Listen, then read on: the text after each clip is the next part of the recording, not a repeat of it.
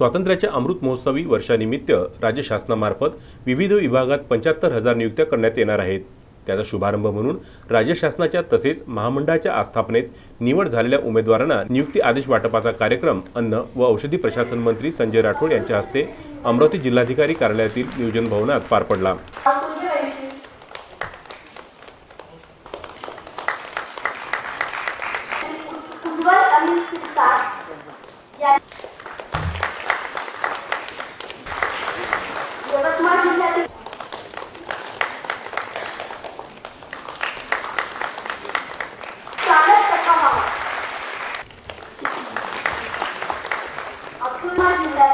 यात अमरावती, अकोला, यवतमाळ, वाशिम व बुलढाणा या 5 जिल्ह्यातील 109 उमेदवारांना नोकरी नियुक्तीचे आदेशाचे वितरण करण्यात आले आहे।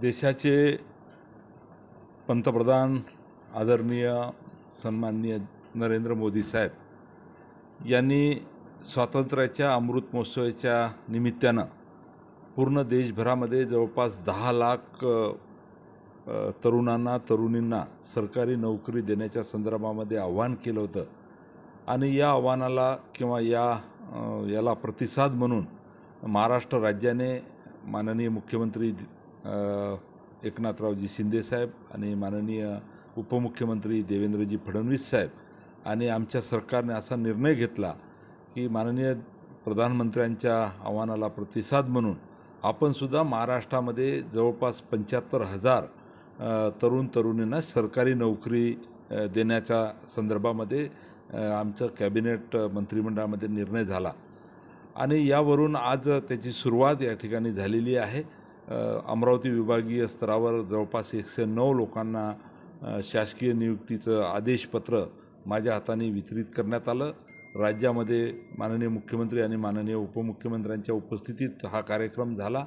देशाचे प्रधानमंत्री नरेंद्र मोदी साहेबांचा सुद्धा संदेश आम्ही सर्वांना दाखवलेला आहे आणि मी या ठिकाणी खऱ्या अर्थानं आपल्याला एवढंच सांगेन, आपल्या माध्यमातून जे राज्यातले तरुण आहेत, तरुणी आहेत, जे स्पर्धा परीक्षेची तयारी करतात आणि ज्यांना असं वाटते की सरकारी नोकरी आम्हाला मिळाली पाहिजे, तर आता ही एक सुवर्ण संधी सर्वांसाठी आलेली आहे। अतिशय पारदर्शक आणि चांगल्या पद्धतीने ही भरती होणार आहे।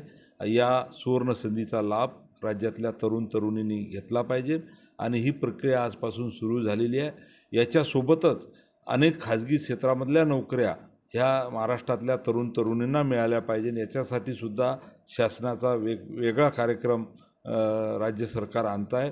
याच्यासोबतच स्वयंरोजगाराच्या माध्यमातून तरुणांना हाताला काम किंवा ते स्वतः छोटे मोठे उद्योग करू शकले पाहिजे, याच्यासाठी सुद्धा राज्याने पुढाकार घेतलेला आहे। 2.5 वर्ष कोरोनाच्या काळामध्ये जे महाराष्ट्राचं अनेक गोष्टी ज्या थांबल्या होत्या, त्या नवीन सरकार आल्यामुळे या ठिकाणी या सर्व गोष्टीला आता मोठ्या प्रमाणात उत्साहामध्ये सुरुवात झालेली आहे आणि याचा फायदा राज्यातल्या सर्वसामान्य माणसाला होणार आहे।